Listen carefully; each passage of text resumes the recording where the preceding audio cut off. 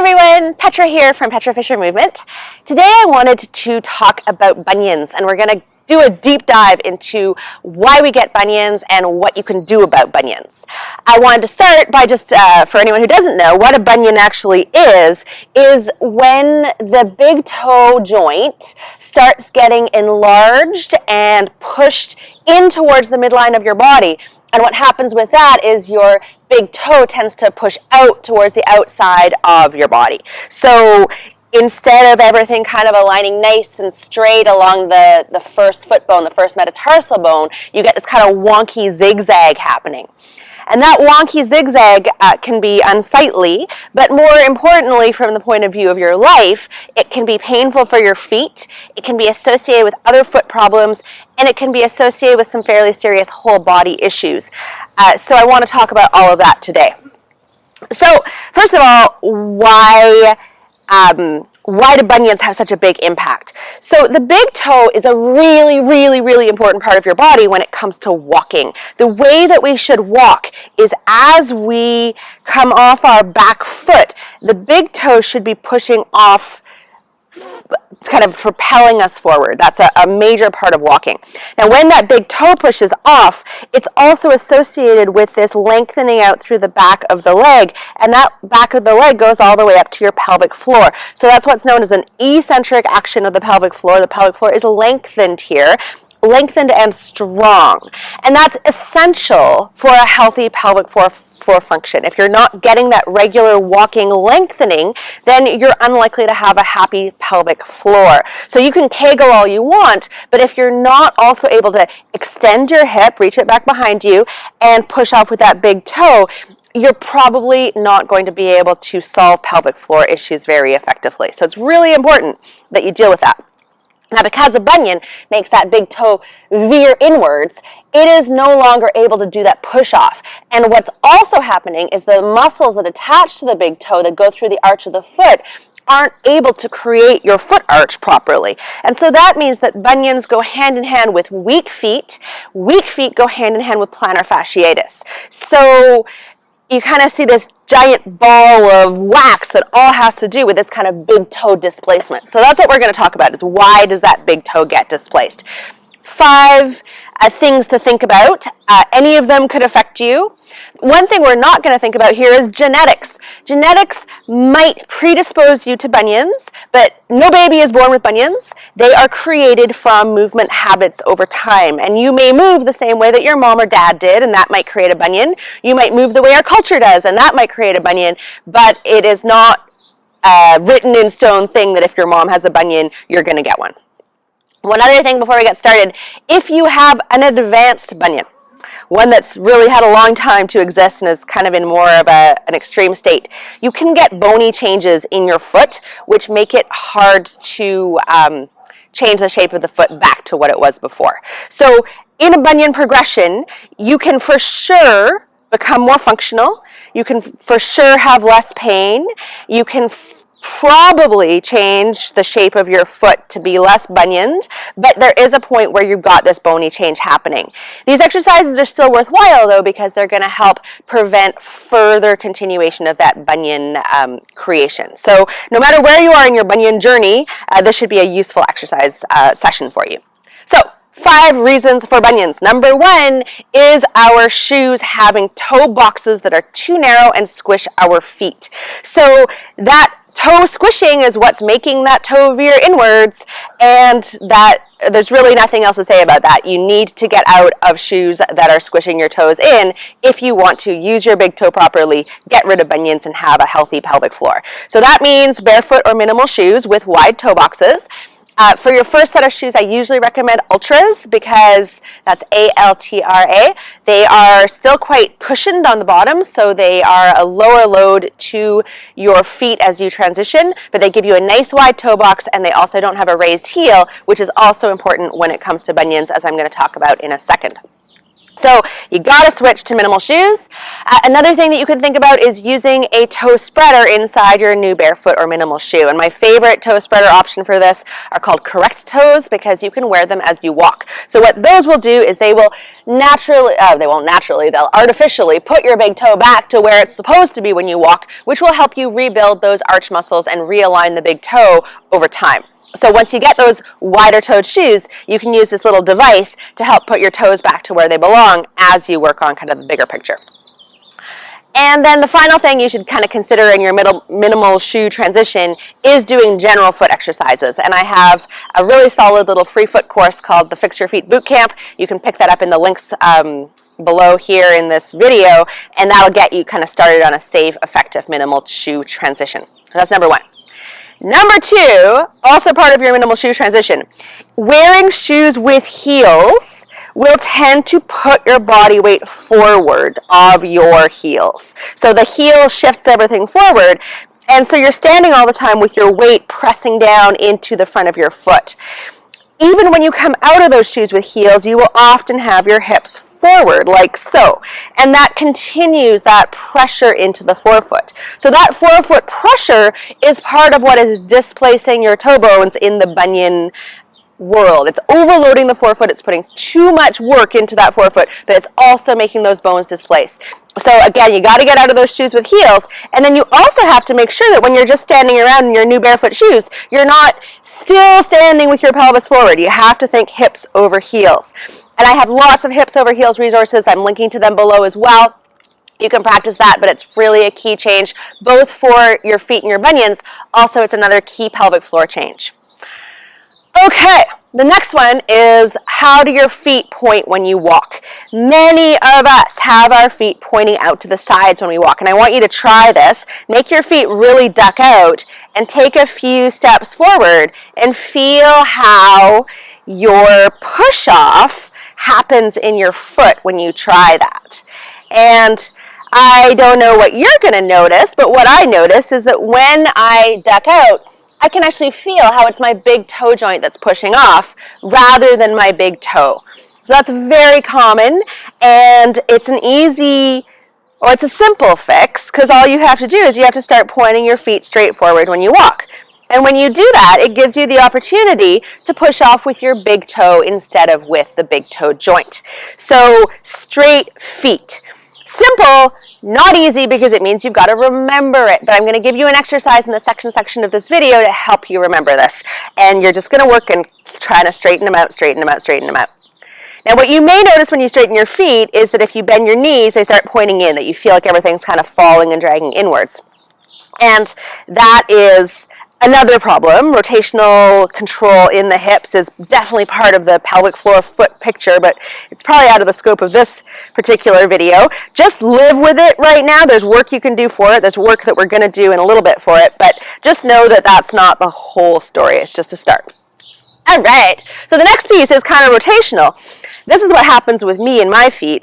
I overpronate. So that's going to be hard to see on video, but I'll do my best. What pronation is this kind of sliding in of your inner foot as you walk.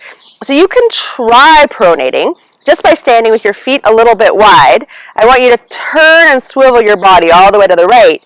Take a look at what's happening to your left foot, and maybe you can see how the arch and ankle are twisting and falling to the inside. On the right, you're probably creating an arch. So on the left now, you're pronated, and on the right, you're supinated. And you can try the other way. Twist and twist and twist and twist and twist, and then look at what's happened with your feet.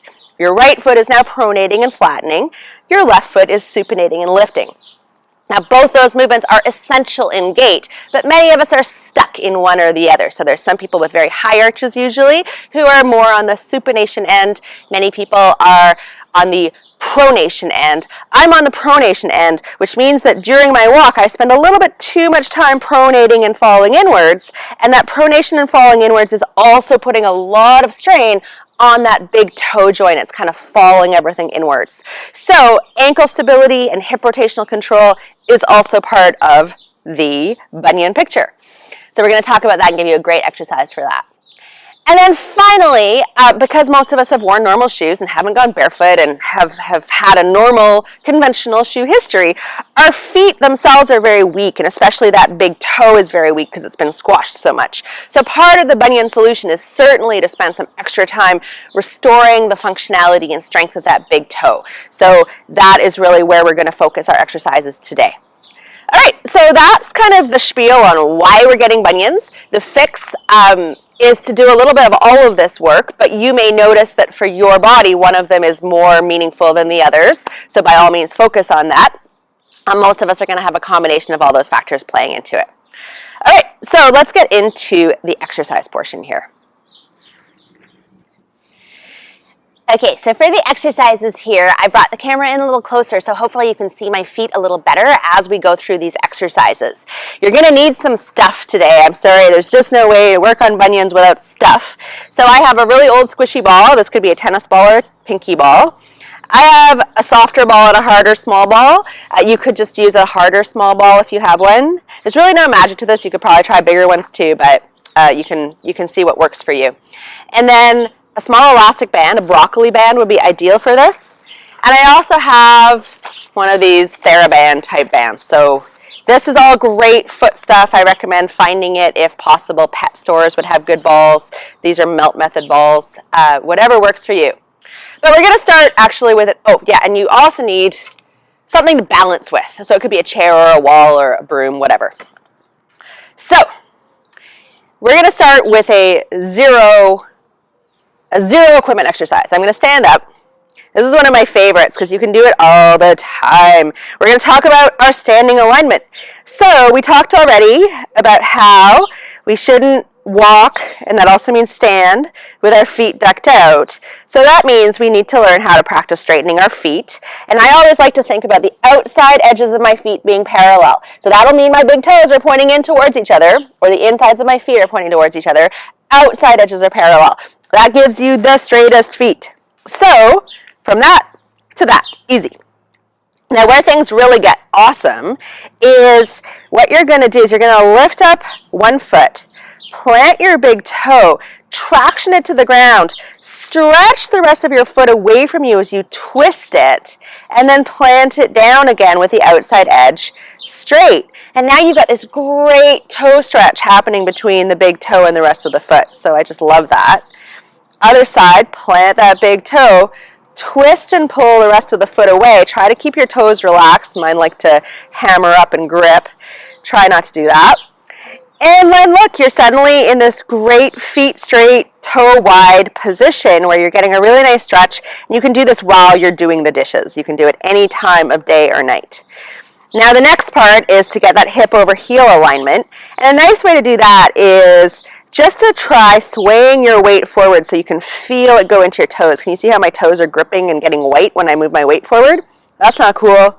So move your weight back until it feels like your heel bones are carrying your weight, or until it feels like you're going to fall over backwards, because I don't want you to feel like you're going to fall over backwards. So you can stop however far back you get, try to keep your weight there as far back as possible, and then boom, you've got a better standing alignment for helping work on your bunions. Super simple, do this all the time. So just think toes wide, feet straight, hips over heels. Make a little voice in your head. Do that all the time. It is going to be a great way to work on these alignment changes that'll be very meaningful for your feet. And when you walk, it's really useful to spend, about 3 steps before you go for a walk. 3 conscious, slow steps, thinking feet straight, feet straight, feet straight, feet straight. Just think of one thing. You don't want to overload your brain. We're just working on feet straight. So each time you go for a walk, 3 to 6 steps, think only feet straight. And then as you walk, your brain will just naturally start reminding you about that. So you really want to make that aware and mindful and conscious. Okay? So feet straight. Now we're going to move into a couple of toe lifting exercises. So toe lifting exercises in general are a great idea. These I teach in my Fix Your Feet boot camp. We're just going to focus on doing big toe lifts today. So you want to get to the place where you're able to lift your big toes without the rest of your foot moving. You don't want to see the whole foot move when you lift your big toe. And you want that to be fairly aligned. You don't want your toes to veer towards the outside of your foot like my right toe wants to do. You want them to come kind of straight up from your metatarsal. So because that can be really tough when you have bunions, here is a really nice way to set yourself up. Now we're going to use this small hard ball and elastic band. And you can totally do this sitting down or standing up. You don't have to have any particular body position. You're going to put the band around the big toe, and the ball right at that big toe knuckle. And that's because if you have a bunion, you're having some displacement of these bones in this joint. So we want to pull the toes back into alignment without necessarily doing a whole ton of extra pulling on that big toe joint. So I love this setup. You're going to squish the ball in between your big toe joints, and you're going to work on your toe lifts here. You're going to let that band help you pull your big toes into alignment as you lift and lower. And you could do 3 of these every morning. You could do 1,000,000 of these every morning. So with footwork, because your feet are designed to carry you 10,000 plus steps a day, it's a good idea to do a ton of foot exercises. Lots and lots, like think 3 sets of 10, 3 sets of 20 every day. I know it's boring. I have no solution for that except for maybe listen to audiobooks when you do it. But try to be mindful when you do it as well, because it's better if you're more mindful. So banded toe lifts for bunions, a super great exercise. The other thing that I really like doing, and I like this for when you're a little more able to control your toe lifts, but it's super great because it's going to help actually improve the quality of the muscles that are pulling your big toes back into alignment, which is called abduction of your big toes, is you're going to take your ball, and here I'm going to use my softer, smaller, squishier ball, and I'm going to put it in between my toes, not my toe joints, my toes, and I'm going to try to squish it. And I can just try to squish the ball. It always wants to roll away. I could just try to squish the ball, but what I really want to do here is I want to hold the ball as I lift and squish. So I'm squishing and lifting and squishing and lifting. And this is really easier if you do it standing on the bottom stair of your staircase, because then your ball is not going to hit the ground the way that my ball is hitting. But it's a great exercise, and I really like it because it helps you work on your squish. You can even try pushing your ball away from your toes and fight that. Really like push in with your toes. You really want to develop some strength and control over those muscles that can push your toes back into line. So holding a ball as you lift and lower your toes. Simple, but very effective. All right, so those are the toe lifts. Now we're going to talk about this pronation. So the tendency to pronate or spend more time in pronation than we should is quite common. And this is a really nice exercise that can help you address it. So you're going to need a larger squishy ball and something to balance on. So I'm using this broom. I recommend using like a kitchen counter or something. All you're going to do is you're going to squish the ball between your heels. That's why it's nice to have a softer ball, because it can feel a little icky otherwise. You're going to squish the ball between your heels. And now you're going to do a few calf raises. But your calf raise is going to be very slow. And you're going to keep your weight balanced evenly between your pinky toes and your big toe joint. And then when you get to the top, you're going to squish the bejesus out of your ball with your heels. So you're going to feel your inner thighs turn on. You're going to maybe see the feet really start working. You're going to keep squishing as you lower. And as you lower, you're going to find you've got a really nice active foot and arch. And you could relax there at the bottom and notice your maybe flat feet / pronation come back. And then you're going to lift up. You're going to see how your foot supinates beautifully as you lift, because your foot is totally able to supinate. You're going to squash your ball, and you're going to slowly lower. So you could do this 1,000,000 times a day if you're a flat-footed pronator like I am. Relax, lift up, nice and slow. Make sure you're not rolling your whole foot out here. You want to keep your weight even between the big toe and the little toe side of the foot. But when you get to the top, you're going to squish like crazy and keep squishing as you lower down. So there you go. That is an awesome, awesome, awesome exercise for anyone who overpronates, who has flat feet, and thinks that that's related to their bunion. All right. And then the last exercise I'm going to show you today, this one I am just super in love with as well. This is where we're going to use our band, our theraband. So for this one, you're going to step on your band, make sure it's nice and secure, and you're going to hook it around your big toe. And then you're going to use your hand to lift your big toe up, and you're going to use the strength of your big toe to squish it down. And as you lift your big toe up, you're not going to just spring your big toe up, you're going to resist the pull of the band. And then you're going to squish your big toe down. Try to keep your other toes out of it. Mine aren't very obedient. Most people's toes are fairly rebellious because they've never had a chance. They've been raised wrong. They were stuck in shoes at a young age. So you're just lifting and lowering here, but you're making it work the whole time. So you're resisting the way up. It's also like you're moving through sticky cement, squishing down, resisting up, squishing down. And you might feel this in your arch muscles. That's cool. There you go, just like so. And that's another one where you want to do a billion of them, or perhaps 3 sets of 20, something like that would be good. A little tip is that you can play with the direction of this band. So you could pull your toe towards your midline of your body. That's where we want it to work. And so that's giving it a little bit of a power assist so it can work where we want it to work. Or we could pull it away from the midline of your body and you could try to push your toe in towards your midline. So that's when you get more advanced. That's how to make it a harder exercise for your body. So that's the progression. So those banded toe lifts are awesome. Again, with all the footwork, you want to do a lot of it. So work wherever you're at. You want to make it achievable. So you may only want to do, say, one of these exercises at a time until you get good at it and move on. But you do want to think about doing all of them over time. They should be fairly helpful for most feet.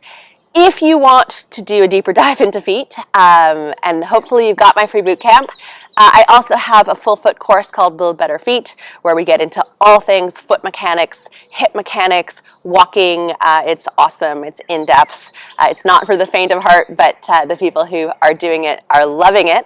So you can always find out about that in the comments below as well. So I hope you enjoyed that. That is what I have to say about bunions. Have a great day.